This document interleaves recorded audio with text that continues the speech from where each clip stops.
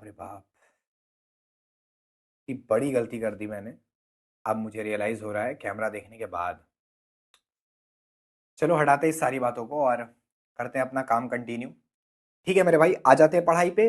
और last lecture में हम लोगों ने प्रिपरेशन ऑफ हेलो एल्केन्स पूरी तरीके से कंप्लीट कर लिया था और उस पे बेस्ड बहुत प्यारे-प्यारे सवाल हम लोगों ने लगा दिए थे और कुछ बच्चों ने तो एकदम कमाल कर दिया। मतलब क्या ही बताऊँ, इतना खुश हूँ मैं, कुछ कह ही नहीं सकता। तो फटाक से पहले डिस्कस कर लेते हैं क्या पढ़ा रहे हैं, कैसे कर रहे हैं। क्विक रिवीजन करने के बाद फिर आगे बढ़ेंगे, ठीक है? तो क्विक रिवीजन आइए देखते हैं। चैप्टर का नाम है भाई हेलो एल्केन, यानी कि आरएक्स और हेलो एरीन। याद रखना मैंने हेलो एरीन अभी आपको नहीं पढ़ाया है, मैंने उसको स्किप कर दिया है। दो दवाइयाँ एक साथ लेने पर रिएक्शन कर सकती हैं, उसी तरीके से दो प्रिपरेशन मेथड एक साथ पढ़ेंगे तो बहुत दिक्कत होगी, ठीक है ना? सबसे पहले मैंने पढ़ा इन दोनों का इंट्रोडक्शन, ठीक है? इंट्रोडक्शन। फिर हमने पढ़ा क्या? क्लासिफिकेशन। क्लासिफिकेशन क्लासिफिकेशन के बाद हम लोगों ने क्या पढ़ा? आईयूपीएसी नेम, आईयूपीएसी नॉमेनक्लेचर, ठीक है? आईयूपीएसी नॉमेनक्लेचर के बाद क्या पढ़ा भाई? Common naming, common naming. फिर हम लोगों ने क्या पढ़ा? Nature of C X bond, carbon और हेलोजन के बीच का नेचर कैसा होता है, जो कि होता है पोलर। बहुत ज्यादा पोलर नहीं, थोड़ा बहुत polar. Nature of C X bond. फिर इसके बाद हमने पढ़ा प्रिपरेशन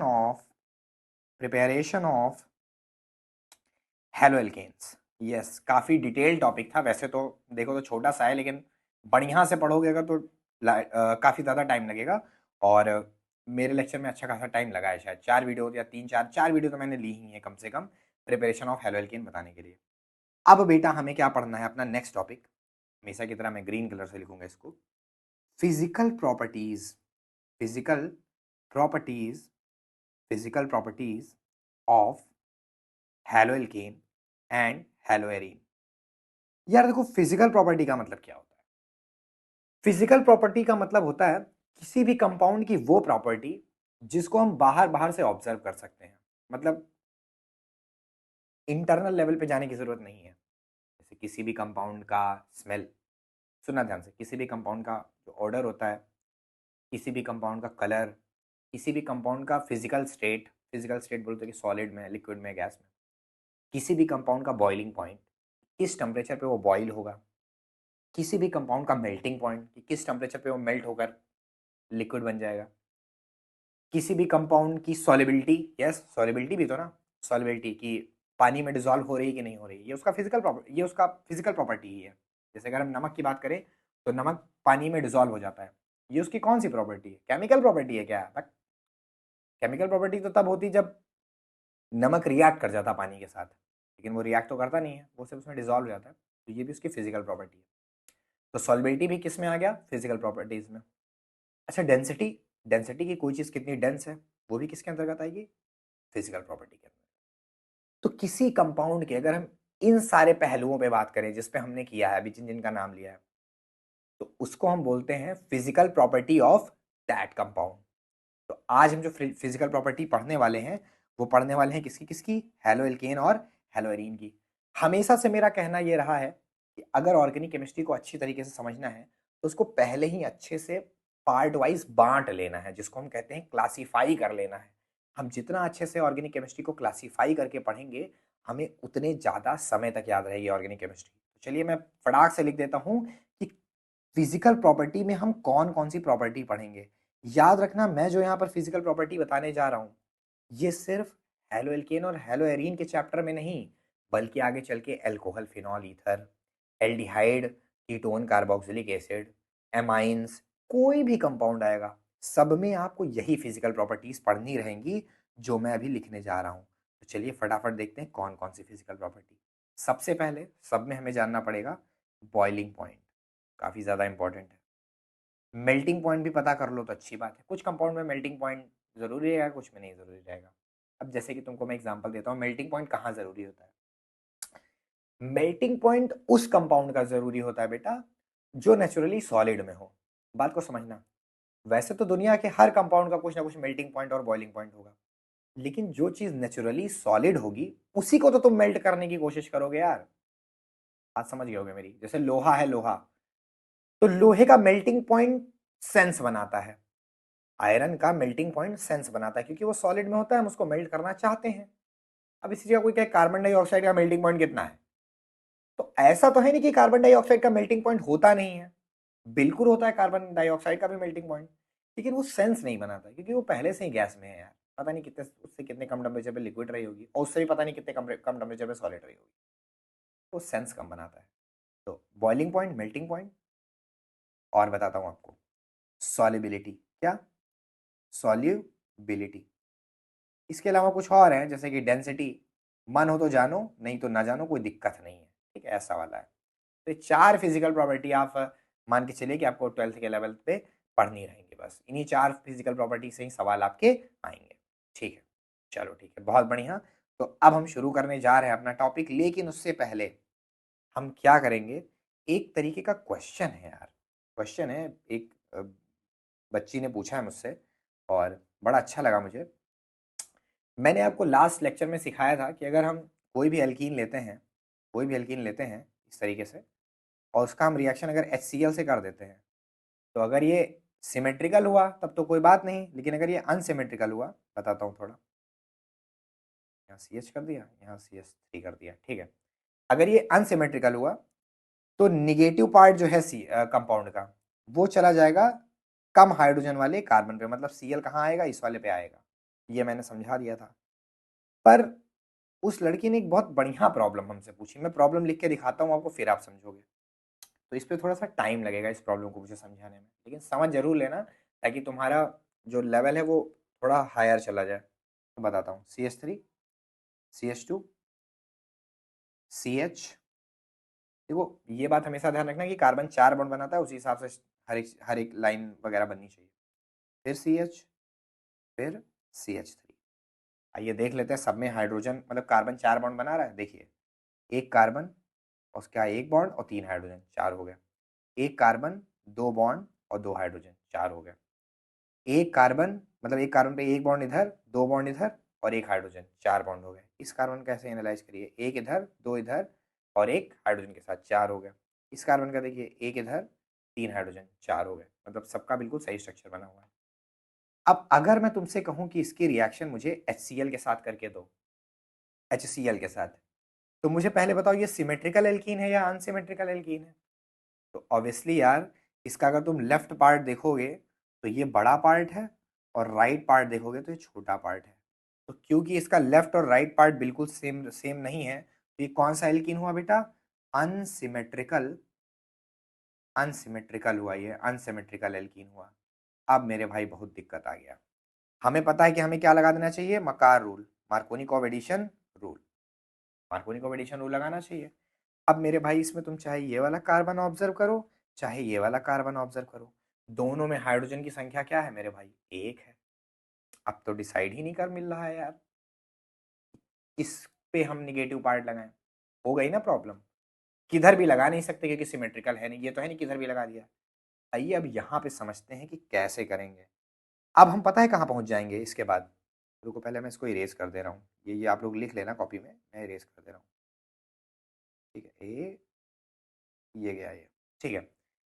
अब मेरी बात ध्यान से सुनना, अब हम समझेंगे कि मार्कोनी कोएफिशिएंट रूल किस कॉन्सेप्ट पे बना है। वैसे तो हमने मार्कोनी कोएफिशिएंट रूल आपको समझा दिया था, यहाँ क्या रूल है।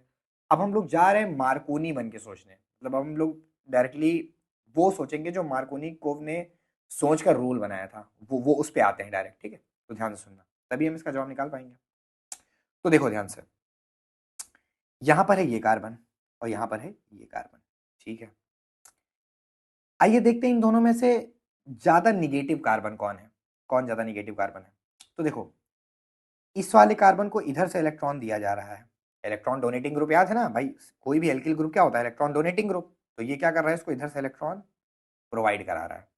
अच्छा इस वाले कार्बन को इधर से प्रोवाइड कराया जा रहा है और इस वाले कार्बन को इधर से प्रोवाइड कराया जा रहा है, मतलब मैं सिंपली बोलूं तो इस वाले कार्बन को इधर से प्रोवाइड कराया जा रहा है और इधर से दो दो कार्बन प्रोवाइड करा रहे हैं। कितने कार्बन प्रोवाइड करा रहे हैं, दो दो कार्बन, ये वाला कार्बन भी प्रोवाइड करा रहा है और ये वाला कार्बन भी प्रोवाइड करा रहा है।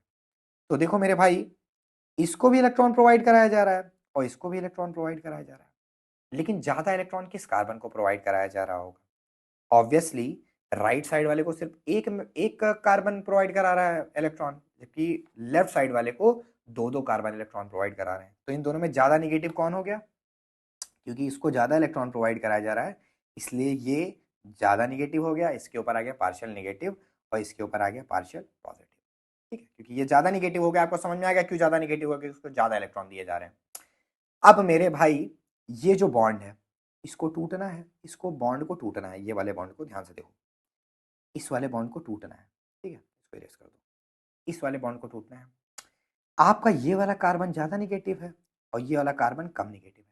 तो अगर इस बॉन्ड को टूट कर, ये बॉन्ड जो कि 2 इलेक्ट्रॉन से बनता है, हर एक बॉन्ड कितने इलेक्ट्रॉन से बनता है? 2 इलेक्ट्रॉन से।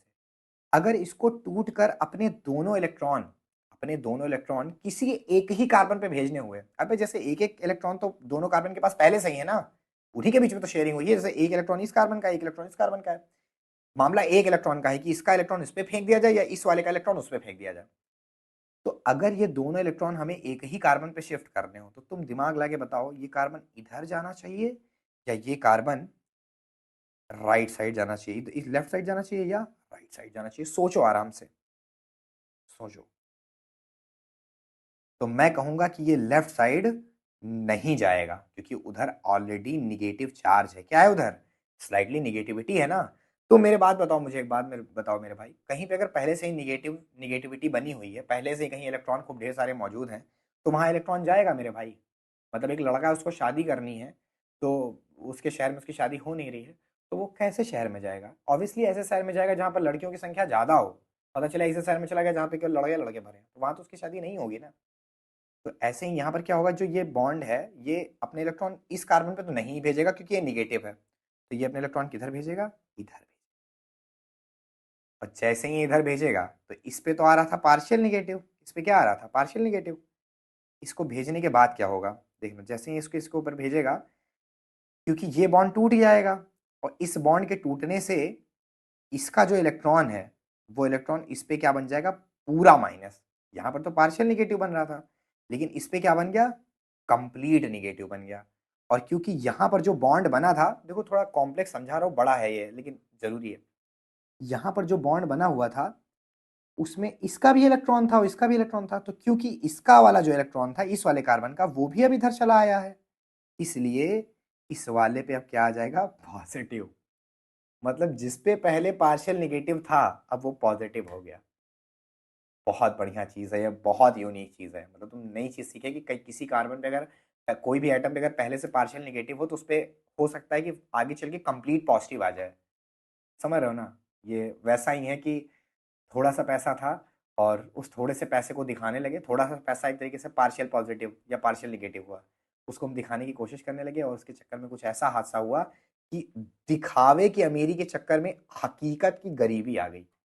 दिखावे की अमीरी के चक्कर में हकीकत की गरीबी आ गई, तो पार्शियल निगेटिव हट के कंप्लीट पॉजिटिव आ गया। ठीक है, तो इस प्रोसेस को रिपीट करके देखना अगर तुम्हें समझ नहीं आया है।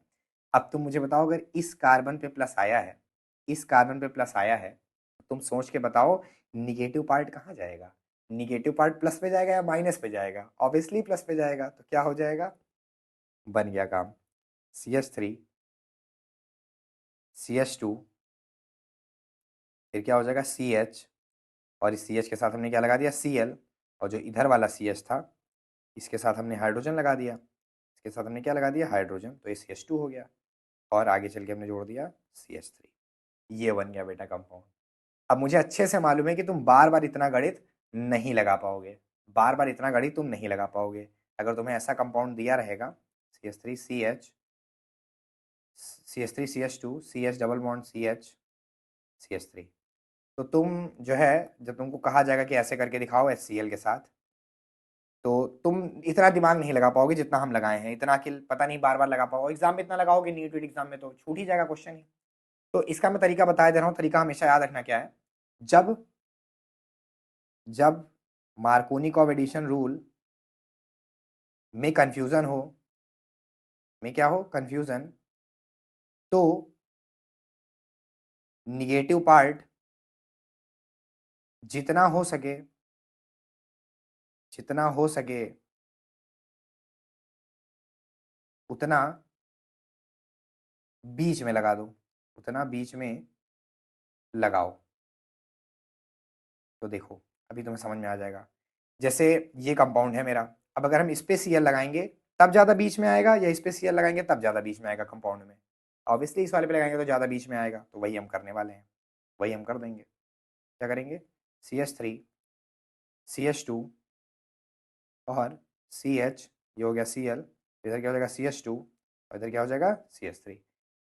थोड़ा सा जगह शायद छुप रहा है, फिर से लिखते हैं CH3 CH2 CH, इसके साथ लग गया Cl, फिर क्या हो गया CH2 CH3। ठीक है, इस तरीके से देखो आप जितना हो सका उतना बीच में ले आए। नाम क्या हो जाएगा इसका? 3 क्लोरो पेंटेन। तो देखो पेशेंस होना चाहिए समझने का, मतलब तुम्हारा टीचर सामने से बैठ के इतने पेशेंटली समझा रहा है, जल्दीबाजी नहीं मचा रहा है, तो तुम अगर समझ भी ना पाओ इतनी पेशेंटली तो क्या मतलब? ऐसा तो नहीं है नहीं कि मैं कोई बूढ़ा हो गया हूँ, तुम बहुत जवान हो तो बूढ़ा बूढ़ा हो गया हूँ, मुझे कोई काम धाम नहीं रहता है, खूब टाइम बचा हुआ है खाली अरसा, तो कुछ भी करे जा रहा हूँ, ऐसा तो है नहीं। मेरी भी उम्र तुम ही लोग से कुछ 2 ही 4 साल आगे पीछे की है। तो ये सब चीज़ें तुम्हें मोटिवेट करनी चाहिए, ठीक है। और आज तो मैंने दाढ़ी वाड़ी हटवा दी है, तो अब तो लगभग लगभग बराबर ही हो गया हूँ, तो कुछ ज़्यादा डिफरेंस नहीं है। ठीक है, अब आते हैं काम पे। काम पे मतलब अपने टॉपिक पे, मेन टॉपिक पे। तो चलिए भाई हेडिंग लगा लेते हैं। क्या लगा लेते हैं? Physical physical properties of physical properties of halo alkanes halo alkanes and halo arenes halo arenes. ठीक है, आइए सबसे पहले हम इसके अंदर क्या डिस्कस करेंगे? सबसे पहले डिस्कशन होगा, वाइट कलर कहाँ है भाई मेरा? सबसे पहले हम डिस्कशन करेंगे बॉइलिंग पॉइंट पे। तो बॉइलिंग पॉइंट से रिलेटेड कुछ बात बताए दे रहा हूँ, कुछ पॉइंट्स बताए दे रहा हूँ। फालतू टाइम खराब करना नहीं है, जितनी जल्दी हो सके उतनी जल्दी हम चीज़ों को सीखेंगे। क्योंकि ये ऑर्गेनिक केमिस्ट्री का पहला चैप्टर है, इसलिए मैं यहाँ पर तुम्हें बॉइलिंग पॉइंट का पूरा कॉन्सेप्ट समझाऊंगा कि बॉइलिंग पॉइंट होता क्या है। देखो कोई चीज़ है, मान लो पानी है, ठीक है, समझाते हैं आपको। हालांकि इसका क्वेश्चन लगाने से कोई मतलब नहीं रहेगा, पर फिर भी समझा दे रहा है, ठीक है। और ये कंटेनर है जिसमें हमने भर दिया पानी। तो मैंने कहा पानी जो है वो बॉईल हो रहा है। पानी क्या हो रहा है? बॉईल हो रहा है। तो बॉईल होने का मतलब क्या है ये बताओ मुझे। सर बॉईल होने का मतलब है कि लिक्विड मॉलिक्यूल जो है वो गैस में कन्वर्ट हो रहा है। नहीं बेटा, मॉलिक्यूल का कोई स्टेट नहीं होता है, मॉलिक्यूल कोई लिक्विड या गैस नहीं होता है। तुम ये कह सकते हो कि हाँ पूरा जो पानी है वो लिक्विड से गैस में कन्वर्ट हो रहा है, तो उसका मतलब क्या है? बाल भी बहुत बड़े हैं यार, बाल भी छोटे करने पड़ेंगे मुझे लगता है, जल्दी इसको भी छोटे कराते हैं। ठीक है, तो बॉईल होने का मतलब क्या है?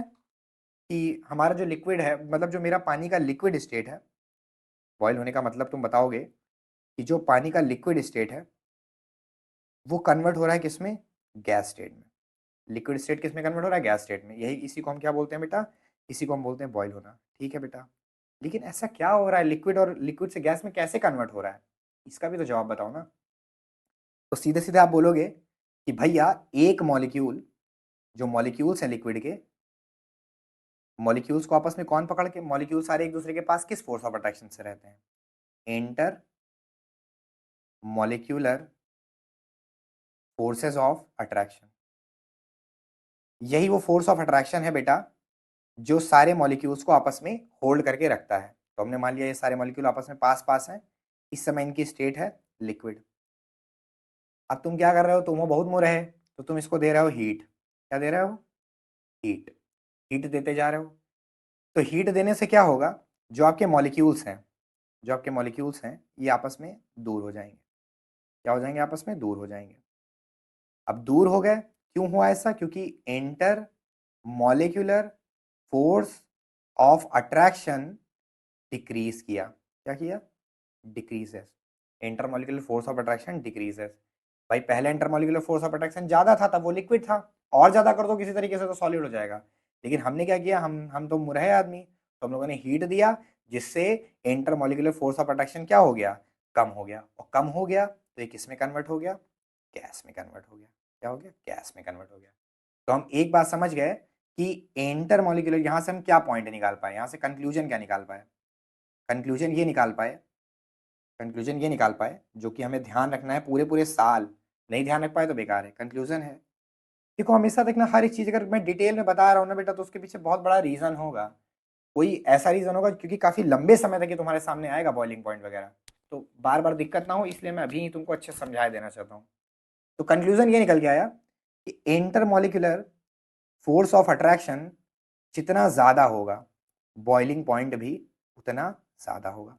क्योंकि ज्यादा इंटरमोलिकुलर फोर्स ऑफ अट्रैक्शन मतलब उसको बॉईल करने के लिए ज्यादा टेम्परेचर देना पड़ेगा, और जब ज्यादा टेम्परेचर देना पड़ेगा तो उसे कहेंगे बॉइलिंग पॉइंट।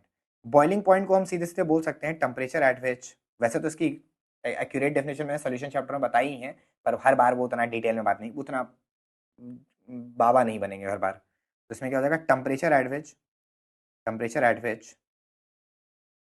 एट विच लिक्विड लिक्विड स्टार्ट बॉइलिंग, जिस टेम्परेचर पे लिक्विड स्टार्ट करता है बॉइलिंग। तो जाहिर सी बात है इंटरमोलिकुलर फोर्स ऑफ अट्रैक्शन जितना ज्यादा होगा, हमें उतना ज्यादा टेम्परेचर देना पड़ेगा, इसलिए बॉइलिंग पॉइंट भी क्या होगा, उतना ज्यादा होगा। ये बात हमें समझ में आ गई। तो ठीक है, अब बताते हैं आपको बॉइलिंग पॉइंट अगर आपको समझना है किसी भी कंपाउंड का, तो क्या क्या नियम ध्यान रखना। पहला rule, boiling point is directly proportional to, सीधे सीधे आप क्वेश्चन लगाने में जो काम आएगा वो बोलने जा रहे हैं, molar mass. Boiling point is directly proportional to molar mass. देखो किसी भी कंपाउंड का मास जितना ज्यादा होगा, मोलर मास समझते हो ना आप लोग, मोलर मास तो समझते ही होगे। जैसे अगर हम बात करें, हमने मान लो लिखा कहीं CO2 और कहीं लिखा H2CO3, तो CO2 का मोलर मास कम आएगा क्योंकि उसमें कार्बन, एक कार्बन और दो ऑक्सीजन है, और H2CO3 में कम मोलर मास ज्यादा है क्योंकि एक कार्बन, तीन ऑक्सीजन और दो हाइड्रोजन है। मोलर मास समझते हो ना, जैसे ग्लूकोज का बहुत ज्यादा आता है C6H12O6, तो मोलर मास जितना ज्यादा होगा बॉइलिंग पॉइंट उतना ज्यादा होगा। इसीलिए देखो, जो अभी बहुत बढ़िया एग्जांपल ले लिया मेरे भाई, बहुत बढ़िया एग्जांपल ले लिया। तुमने सुना होगा, ये बहुत साल तक आदमी पढ़ता है उसको क्लियर ही नहीं होता है, हम भी बहुत साल बाद जान पाए जो बताने जा रहे हैं। तुमने हमेशा सुना होगा, बहुत बढ़िया बात है, ध्यान से सुनना। तुमने हमेशा सुना होगा कि जो आयनिक कंपाउंड होता है वो सॉलिड स्टेट में होता है, और जो कोवेलेंट कंपाउंड होते हैं या तो वो लिक्विड में होते हैं या तो वो गैस में होते हैं, यही तो सुना है ना। लेकिन मेरे भाई आज तुम ये बात देख रहे हो ना कि बॉइलिंग पॉइंट जितना ज्यादा होगा मोलर मास उतना ज्यादा होगा, या फिर मोलर मास जितना ज्यादा होगा बॉइलिंग पॉइंट उतना ज्यादा होगा। तो देखो जो बहुत भारी मोलर मास वाला कंपाउंड होगा वो इतना ज्यादा उसका बॉइलिंग पॉइंट होगा कि नेचुरली वो सॉलिड में होगा, उसको इतना गर्म करोगे तब जाके वो बॉइलिंग, तब जाके वो बॉइल होगा। जैसे एग्जांपल के तौर पर हम ले लेते ग्लूकोज, तो ग्लूकोज का पाउडर उठा के देखो सॉलिड में होता है कि गैस में होता है या लिक्विड में होता है। ऑब्वियसली सुक्रोज, या सुक्रोज की बात कर लो या ग्लूकोज की बात कर लो, क्योंकि इनका मॉलिक्यूलर मास बहुत ज़्यादा है, मोलर मास बहुत ज़्यादा है, इसलिए इनका बॉइलिंग पॉइंट काफ़ी हाई होता है, इसलिए नेचुरली किस में एग्जिस्ट करते हैं, सॉलिड में।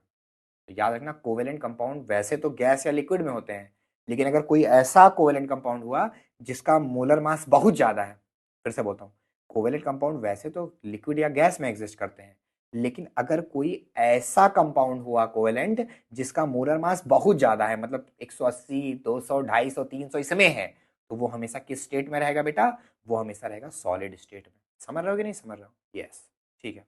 तो पहली बात हमने क्या सीखी, boiling point is directly proportional to molar mass, मतलब कंपाउंड का मोलर मास जितना ज्यादा बॉइलिंग पॉइंट उतना ज्यादा। दूसरी बात, boiling point is inversely proportional to branching. Branching मतलब जितना ज्यादा हमारा चेन डिस्टॉर्ट होगा, सीधा सीधा कंपाउंड रहेगा तो उसका बॉइलिंग पॉइंट बहुत ज्यादा रहेगा। सीधा सीधा अगर कंपाउंड है हमारा, बिल्कुल सीधा सीधा, तो उसका बॉइलिंग पॉइंट ज्यादा रहेगा। और जहां वो ज्यादा दाहिने बाएं किया, मतलब ब्रांचिंग जितना ज्यादा करेगा वो, उसका बॉइलिंग पॉइंट उतना क्या होगा, कम होगा, क्योंकि इनवर्सली प्रोपोर्शनल है। दोनों पे बेस्ड कुछ एग्जांपल दिखाई दे रहा हूँ, चलो एग्जांपल देखते हैं। एग्जांपल आइए, क्वेश्चन देखते हैं, क्वेश्चन से ज्यादा खुलेगा दिमाग। पहला question, arrange arrange following arrange the following arrange the following in increasing order of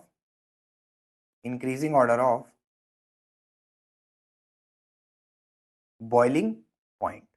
boiling point के इंक्रीजिंग ऑर्डर में लगाओ। तो सवाल आपको हम देते हैं, CH3Br,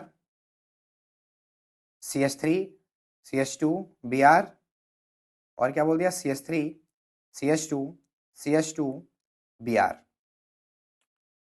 तो एक का नाम दे दिया, सबसे पहले वाले को नाम दे दिया A, दूसरे वाले को नाम दे दिया B कंपाउंड, और तीसरे वाले को नाम दे दिया C कंपाउंड। तो बताओ इनमें सबसे ज्यादा बॉइलिंग पॉइंट किसका होगा?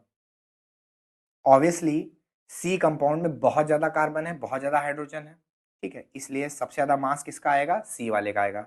इसलिए सबसे ज़्यादा बॉइलिंग पॉइंट किसका हो जाएगा, सी का। तो सी ग्रेटेस्ट ऑफ ऑल टाइम, सी सबसे ज़्यादा बड़ा, फिर बी, और सबसे कम किसका हो जाएगा, ए का।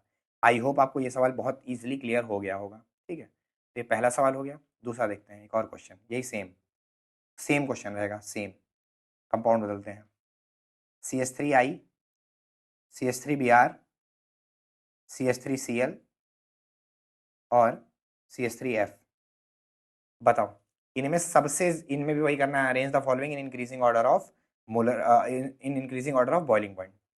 तो इसमें सबसे कम बॉइलिंग पॉइंट किसका हो जाएगा, मेथिल फ्लोराइड का या फ्लोरोमेथेन का। क्योंकि भाई देखो CH3 वाला पार्ट सब में सेम है, CH3 वाला पार्ट सब में सेम है ना, तो उसका मास तो सब में सेम ही रहेगा। मास बदल किसका रहा है, हेलोजन वाले एटम का। तो सबसे हल्का हेलोजन एटम कौन है, फ्लोरीन। तो CH3F ये सबसे कम, फिर CH3Cl, फिर CH3Br, फिर CH3I। और ये मोलर मास वाला रूल सिर्फ ऑर्गेनिक केमिस्ट्री में नहीं लगता है, बॉइलिंग पॉइंट के लिए सब जगह लगता है। अभी बताते हैं। CH3F, CH3Cl, CH3Br और सबसे ज़्यादा किसका होगा, CH3I। मास ज़्यादा होने से हमेशा बॉइलिंग पॉइंट ज़्यादा होता है। तभी तो देखो फ्लोरीन F2 किस में होती है, गैस में। क्लोरीन भी किस में होती है, ये दोनों गैस में होते हैं। लेकिन Br2 किस में हो जाता है, लिक्विड में। पढ़ा होगा ये कहीं ना कहीं कि भाई इन दोनों के कंपैरिजन में इसका मास ज़्यादा हो गया ना, मास ज़्यादा हो गया तो बॉइलिंग पॉइंट बढ़ गया। अब बॉइलिंग पॉइंट बढ़ गया तो चीज़ें लिक्विड में ज़्यादा रहना चाहिए ना। और देखो इससे भी ज़्यादा होता है I2 का। तो I2 क्या होता है, सॉलिड होता है, कंप्लीट सॉलिड नहीं होता है लेकिन पार्शियली सॉलिड होता है। देखो जितना मास बढ़ता जाता है बॉइलिंग पॉइंट हमेशा उतना बढ़ता जाता है, चाहे ऑर्गेनिक केमिस्ट्री हो चाहे इनऑर्गेनिक केमिस्ट्री हो। ठीक है, तो ये सवाल भी आपको समझ में आ गया। एक सवाल और देख लेते हैं, एक सवाल और देख लेते हैं। ये सवाल नंबर 1 था, सवाल नंबर 1 था फर्स्ट क्वेश्चन। ये सवाल नंबर 2 था। अब जा रहे हैं सवाल नंबर 3 करने। वही सेम सवाल है। क्या सवाल है, arrange the following in increasing order of their boiling point. Same सवाल।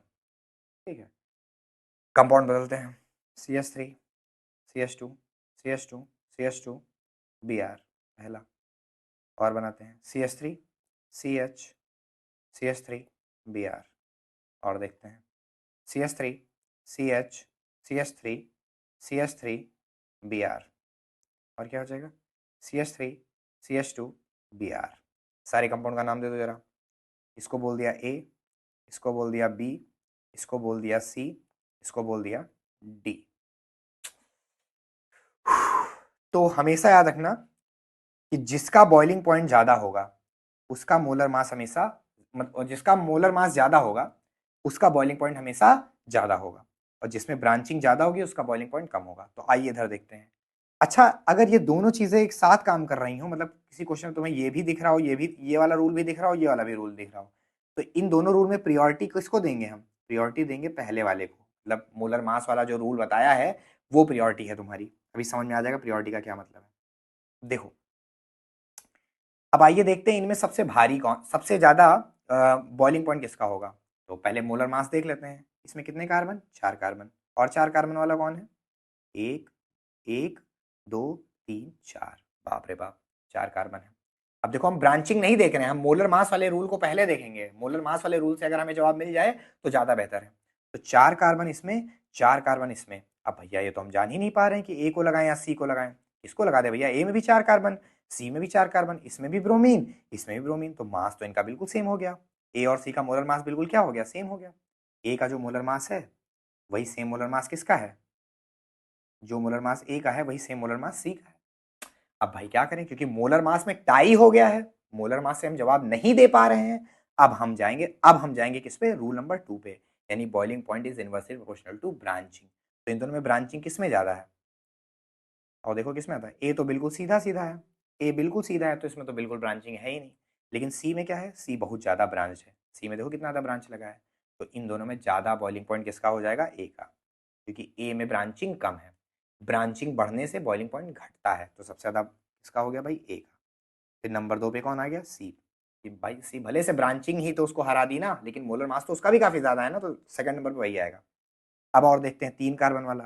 तो एक ये 3 कार्बन वाला है और ये 2 कार्बन वाला है। तो 3 कार्बन और 2 कार्बन में विनर कौन होगा, 3 कार्बन और 2 कार्बन में विनर कौन होगा, 3 कार्बन। बस यहीं पे प्रायोरिटी वाली बात हम समझा रहे थे। अब पता चले कोई लड़का आके बहस कर ले, बहस क्या कर ले, अपने आप में ही कंफ्यूज हो जाए कि सर इसमें 3 कार्बन है तो उससे क्या हुआ, इसमें ब्रांचिंग भी तो जाना है। तो ब्रांचिंग ज्यादा है तो क्या, अबे ब्रांचिंग ज्यादा है तो क्या, ब्रांचिंग वाला हम तब देखेंगे जब मोलर मास से जवाब नहीं मिलेगा, मोलर मास एग्जैक्टली सेम हो जाएगा तब ब्रांचिंग वाले रूल पे जाएंगे। जब हमें साफ साफ दिख रहा है कि एक में 3 कार्बन है एक में 2 कार्बन है तो हम ब्रांचिंग वाला रूल लगाए क्यों, यही तो मैंने लिखा है यहाँ पर प्रियोरिटी, कि अगर मोलर मास से हमें जवाब मिल जाता है तो हम इस वाले रूल को नहीं देखेंगे। अगर मोलर मास वाले से जवाब नहीं मिलता है, यहां से हमारा क्या हो जाता है, मामला टाई हो जाता है, तब हम जाके क्या करेंगे, ब्रांचिंग वाला कॉन्सेप्ट देखेंगे। आई होप तुम्हें मेरी बात समझ में आ गई होगी। तो ये चीजें बहुत बहुत बढ़िया, कोशिश कर रहा हूँ कि बहुत अच्छा पढ़ाऊँ, बहुत डिटेल में पढ़ाऊँ। सबसे लास्ट में कौन बचा, 2 कार्बन वाला यानी कि डी। तो ये सवाल आपको समझ में आ गए होंगे। तो पूरा आपको बॉइलिंग पॉइंट का कॉन्सेप्ट क्लियर हो गया। अब आते हैं मेल्टिंग पॉइंट का कॉन्सेप्ट। सेकंड कॉन्सेप्ट कौन सा है, मेल्टिंग पॉइंट। तो मेल्टिंग पॉइंट के कॉन्सेप्ट में याद रखना कि मेल्टिंग पॉइंट का भी यही सीन है, directly proportional to molar mass. Molar mass जितना ज़्यादा होगा मेल्टिंग पॉइंट भी क्या होगा, उतना ज़्यादा होगा, पहला रूल। दूसरी बात, मेल्टिंग पॉइंट के लिए भी वही बात है, ब्रांचिंग बढ़ेगा। इसमें तुम सीधे याद रखना कि melting point is directly proportional to symmetry. देखो मेल्टिंग पॉइंट में सवाल पूछे नहीं जाते, हम झूठ नहीं बोलेंगे, सवाल पूछे नहीं जाते हैं, लेकिन फिर भी एक छोटी सी बात ध्यान रखना कि मेल्टिंग पॉइंट जितना मॉलिक्यूल की सिमेट्री ज्यादा होगी, मॉलिक्यूल जितना ज्यादा सिमेट्रिकल होगा उसका मेल्टिंग पॉइंट उतना ज्यादा होगा। ऐसा क्यों है, समझाता हूं। मेल्टिंग का मतलब क्या होता है बताओ, कि कोई चीज सॉलिड स्टेट में मौजूद हो और सॉलिड से कन्वर्ट हो रही हो लिक्विड में। अब तुम खुद बताओ मेरे भाई, अगर कोई चीज सॉलिड स्टेट में है और उसके पास बढ़िया सिमेट्री है, एकदम खांचे से खांचा बैठा हुआ है, तो वो जल्दी पिघलेगी, पिघलेगी कि नहीं पिघलेगी, वो जल्दी पिघलेगी नहीं पिघलेगी, वो बहुत मुश्किल लगेगा उसको पिघलने में। तो मेल्टिंग पॉइंट सिमेट्री के डायरेक्टली प्रोपोर्शनल होता है। जबकि बॉइलिंग पॉइंट में ऐसा कोई रूल इसलिए नहीं है क्योंकि बॉइलिंग पॉइंट का मतलब हुआ लिक्विड से गैस में कन्वर्ट होना, और लिक्विड में कोई सिमेट्री की क्या बात है यार, सब ऐसे ऐसे बहते रहते हैं, उसमें क्या सिमेट्री। तो ये बात है। तो मेल्टिंग पॉइंट पे एक सवाल में एक चीज़ छोटी सी बता दे रहा हूँ। जैसे मैंने बनाया आपके सामने ये कंपाउंड, हेलोएरीन बना दिया मैंने, इधर लगा दिया क्लोरीन, इधर लगा दिया क्लोरीन, और एक कंपाउंड ये बनाया पैरा वाला, ऐसे। इसको क्या बोलेंगे भाई, इसको बोलेंगे ऑर्थो डाइक्लोरो डाइक्लोरो बेंजीन, ठीक है। और इसको क्या बोलेंगे, पैरा डाइक्लोरो बेंजीन। अब बताओ इन दोनों में से मेल्टिंग पॉइंट किसका ज़्यादा होगा, which one has which one has higher melting point. सोचो, सोचो आराम से, सोच समझ लो फिर आगे वीडियो देखना। तो इन दोनों में अगर बात करोगे, देखो मेल्टिंग पॉइंट वगैरह देखने के लिए एक मॉलिक्यूल को तो सिर्फ अरेंज नहीं कर देना है कि एक मॉलिक्यूल देख लो कितना अच्छा लग रहा है, बढ़िया देखने में सुंदर, एक से तो मतलब है नहीं भाई। जब किसी चीज को मेल्ट करना होगा तो पहले हम उसका ढेर सारा मॉलिक्यूल लेंगे, मतलब उसका पूरा कंपाउंड लेंगे, खूब ढेर सारा मॉलिक्यूल।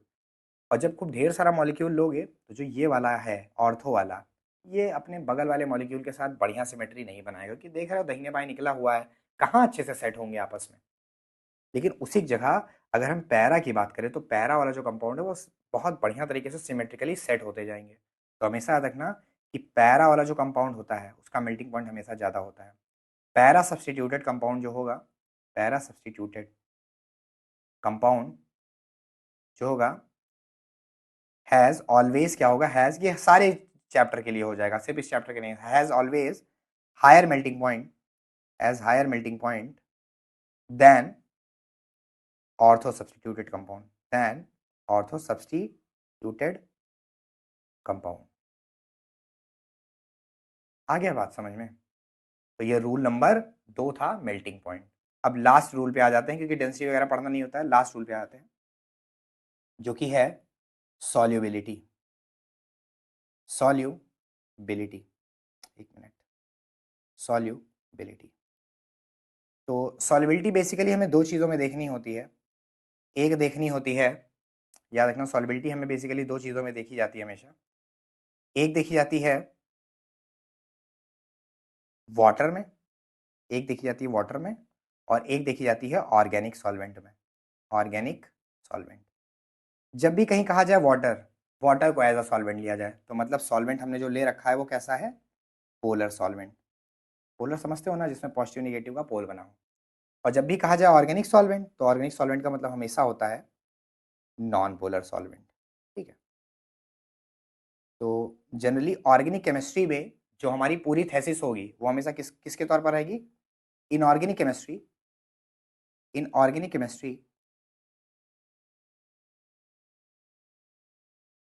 ऑर्गेनिक केमिस्ट्री में क्या होगा? Solubility, solubility is always, is always, always ना लिखो, यूजुअली लिख दो। Solubility is usually, usually solubility is usually considered on the basis of, on the basis of water as solvent। मतलब वाटर को एक सॉल्वेंट मानकर हम सॉल्युबिलिटी का सारा पैरामीटर बताते हैं। ठीक है, मतलब वाटर को एक सॉल्वेंट मानकर हम सॉल्युबिलिटी का इंफॉर्मेशन देंगे। तो आइए समझाते हैं आपको बहुत बढ़िया से कि क्या कहानी है। टाइम काफ़ी ज़्यादा हो चुका है, 36 मिनट हो गए, लेकिन कर देते हैं इसको कंप्लीट। ठीक है, थोड़ा सा पेशेंस बनाए रखो, 5-10 मिनट के लिए अपने आप को मोटिवेट करो, सांसें लो लंबी लंबी, फिर हम बताते हैं आगे। मैं भी एग्जॉस्ट हो चुका हूँ क्योंकि टाइम काफ़ी ज़्यादा हो रहा है, 1 बज रही है। ठीक है, तो देखते हैं, चलो बताते हैं, अब ध्यान से बिल्कुल एनर्जी लाते हैं और करते हैं इसको कंप्लीट। ठीक है, ठीक, ध्यान से देखो। देखो मेरे भाई, आ, जैसे कोई भी कंपाउंड है, जैसे हमने लिखा CH3, देखो क्या बोलते हैं, CH3, CH2, CH2, और यहाँ हमने लिख दिया Cl। ठीक है, ये मैंने कोई कंपाउंड ले लिया, एग्जाम्पल देख रहे हैं। तो हर कंपाउंड में दो तरीके का पार्ट होता है। पहला पार्ट पोलर पार्ट, जरूरी नहीं हर कंपाउंड में ये चीज हो, लेकिन यूजुअल कंपाउंड में क्या होता है? दो तरीके का पार्ट होता है, एक होता है पोलर पार्ट, एक होता है नॉन पोलर पार्ट। तो तुमको पता है CH2Cl में इस पे आएगा निगेटिव, इस पे आएगा पॉजिटिव, और इधर घंटा कुछ नहीं आएगा। तो जिस जिस पार्ट में पोलरिटी होती है, जिस पार्ट में पोलरिटी होती है बच्चों, जो पार्ट हमारा पोलरिटी रखता है, पोलर नेचर, ऑब्वियस सी बात है वो पानी में डिसॉल्व होना चाहेगा कि नहीं डिसॉल्व होना चाहेगा? बताओ। जिस पार्ट में पोलरिटी रहेगी वो पानी में डिसॉल्व होना चाहेगा कि नहीं होना चाहेगा? ऑब्वियसली होना चाहेगा।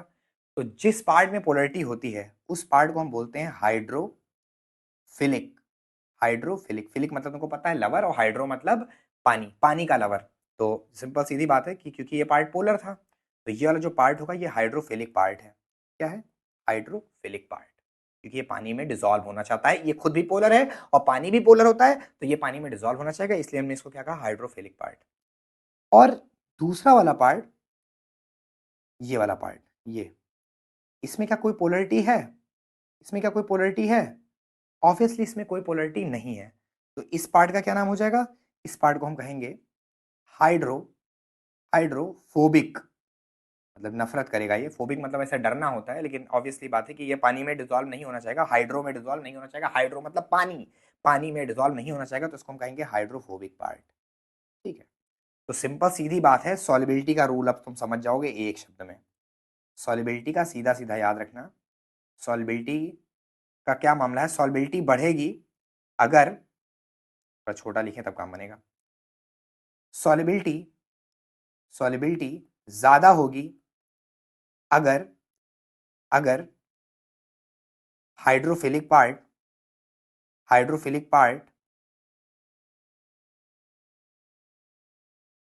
हाइड्रोफिलिक पार्ट बड़ा है। तो हाइड्रोफिलिक पार्ट जितना बड़ा होगा, हमारा सॉल्युबिलिटी क्या होगा? उतना ज्यादा होगा, पहली बात। और सॉल्युबिलिटी जो होगी, सॉल्युबिलिटी जो होगी वो इनवर्सली प्रोपोर्शनल होगी इसके, हाइड्रोफोबिक पार्ट के, हाइड्रोफोबिक पार्ट के। तो इसमें इन दोनों में ज्यादा इंपॉर्टेंट रूल ऊपर वाला नहीं है, क्योंकि हाइड्रोफिलिक पार्ट का जो साइज होता है, हमने ऐसे बता दिया, हाइड्रोफिलिक पार्ट जितना बड़ा होता जाएगा सॉल्युबिलिटी उतनी बढ़ती जाएगी। पर हाइड्रोफिलिक पार्ट तो हमेशा एक बराबर ही रहेगा ना, CH2 के साथ कोई एक एटम बढ़ते बड़ा रहेगा। इसमें वेरिएशन आ सकता है हाइड्रोफोबिक पार्ट में। तो इन दोनों में ज्यादा इंपॉर्टेंट रूल कौन सा हुआ बेटा? नीचे वाला या ऊपर वाला? जवाब हो जाएगा नीचे वाला रूल ज्यादा इंपॉर्टेंट हुआ। बता रहे हैं, एक ये भी कर दिया, और इसको भी हमने क्या कर दिया, ऐसे करके वन लाइन कर दिया। एक मिनट, थोड़ा सा गड़बड़ हो गया, इसको ऐसे करते हैं। ठीक है, तो इन दोनों में ज्यादा इंपॉर्टेंट कौन सा है बेटा? ये वाला रूल ज़्यादा इंपॉर्टेंट है, ये वाला, ये ज़्यादा इंपॉर्टेंट है, ठीक है। ये वाला रूल ज़्यादा इंपॉर्टेंट है, ठीक है, नीचे वाला। तो इस पे भी क्वेश्चन कर देते हैं। क्वेश्चन क्या है? Arrange the following, arrange the following, arrange the following in increasing order of solubility, increasing order of, order of solubility, solubility. सवाल लिखते हैं यहाँ पे, CH3Cl, CH3, CH2, CH2, CH2, Cl, और क्या हो जाएगा? CH3, CH2, Cl। इसको, इसमें से हम पहले वाले को नाम दे दिए A, दूसरे वाले को नाम दे दिए B, तीसरे वाले को नाम दे दिए C। तो ऑब्वियस सी बात है मेरे भाई, अगर इसको देखो तो इसमें सिर्फ और सिर्फ हाइड्रोफिलिक पार्ट है, तो जाहिर सी बात है इसका सॉल्युबिलिटी काफी सही साट होगा, ये काफी अच्छा सॉल्युबल होगा, तो इसकी सॉल्युबिलिटी सबसे ज्यादा हो जाएगी, मतलब ए की सॉल्युबिलिटी मैक्सिमम हो जाएगी। इसमें सिर्फ हाइड्रोफिलिक पार्ट है। अब बात करें अगर बी की, तो बी में इतना पार्ट हो गया हाइड्रोफिलिक, और हाइड्रोफोबिक पार्ट कितना ज्यादा बड़ा है मेरे भाई, देखो 3 कार्बन का हाइड्रोफोबिक पार्ट, तो इसमें हाइड्रोफोबिक पार्ट काफी ज्यादा है, इसमें हाइड्रोफोबिक पार्ट काफी ज्यादा है, तो हाइड्रोफोबिक पार्ट ज्यादा होने की वजह से इसका सॉल्युबिलिटी तो काफी कम हो जाएगा। और सी वाले में अगर हम देखें तो ये है हाइड्रोफिलिक पार्ट, और हाइड्रोफोबिक पार्ट है लेकिन छोटा सा ही है, बी के कंपेरिजन में तो छोटा ही है। तो हम कह सकते हैं, क्या कह सकते हैं बेटा, इसको सबको हटा दे जरा। हाँ, हम ये कह सकते हैं कि सबसे ज्यादा सॉल्युबल होगा ए, फिर आएगा नंबर सी का, और सबसे कम कौन होगा? बी होगा। आई थिंक तुमको समझ में आ गया होगा सॉल्युबिलिटी का भी पूरा रूल। चलिए आइए एक और सवाल देखते हैं। सवाल सेम है बिल्कुल, क्वेश्चन बिल्कुल क्या है? सेम, क्वेश्चन बिल्कुल सेम है, कंपाउंड बदलते हैं सिर्फ। CH3F, CH3Cl, CH3Br और CH3I। अब दिमाग घूमेगा तुम्हारा, बताओ सबसे ज्यादा सॉल्युबल कौन? देखो सब में जो साइज ऑफ हाइड्रोफिलिक पार्ट है वो बिल्कुल सेम है, लेकिन इन सब में सबसे ज्यादा पोलर कौन है? सबसे ज्यादा पोलरिटी किसकी है? अगर तुम्हें याद हो तो इन सब में सबसे ज्यादा पोलरिटी होती है CH3Cl की, CH3F से भी ज्यादा होती है। डाइपोल मोमेंट CH3F का कम होता है, और CH3Cl का डाइपोल मोमेंट ज्यादा होता है, तो इन सब में सबसे ज्यादा सॉल्युबल कौन होगा? CH3Cl। फिर कौन आएगा? CH3F। पोलरिटी देखेंगे ना, साइज तो बराबर ही है तो पोलरिटी देख लिया, जो जितना था पोलर वो पानी के साथ उतना अच्छा तालमेल बनाएगा। फिर कौन आएगा भाई? CH3F, CH3Cl निपट गया, कौन आएगा? CH3Br। फिर सबसे लास्ट में कौन आएगा? CH3I। सो आई होप तुम्हारे लिए लेक्चर बहुत ज़्यादा यूजफुल रहेगा, और बढ़िया से मैंने कोशिश करी इसमें समझाने की। मेरे भाई अच्छे से ऐसे ही पढ़ते रहना, और अब हम भी चल रहे हैं सोने। अपना काम ख़त्म करने के बाद सोने का जो मज़ा है ना वो बहुत बढ़िया है, बहुत मज़ेदार है। ठीक है, चलो ठीक है, बाय बाय।